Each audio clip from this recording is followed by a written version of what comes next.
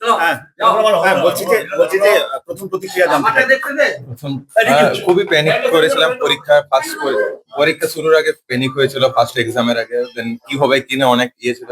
সব স্যারদের মা বাবার ভালোবাসা, সব স্যারদেরও খুব আশা ছিল যে হয়তো র্যাঙ্ক করবো। আমি নিজেও কনফিউজ ছিলাম যে কি হতে পারে।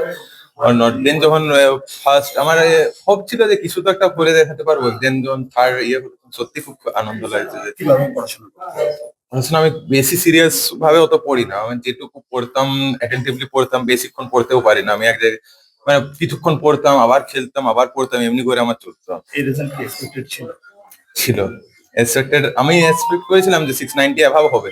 আমার নিজের দোষে 3 নাম্বার ভুল হয়েছে। আমি 697 এর অ্যান্সার করে দিয়ে এসেছিলাম, সেখানে 695 পেয়েছি।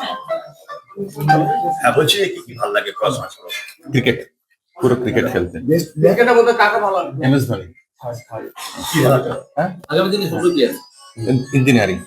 কতগুলো প্রাইভেট টিচার ছিল? 7টা 8টা সন্ধে। কতক্ষণ ধরে পড়াশোনা করছে? তার কোনো ঠিক নেই। কোনোদিন হয়তো 4 ঘন্টা হয়েছে, 5 ঘন্টা, 8 ঘন্টা, এমনি। তার সাথে আমার বাঁকুড়া আকাশে পড়তাম, তার একটা অবশ্যই ক্রিকেট হয়েছে। আপনারা দেখছেন এই বেলা বাংলা, শিরোনামে সবার আগে।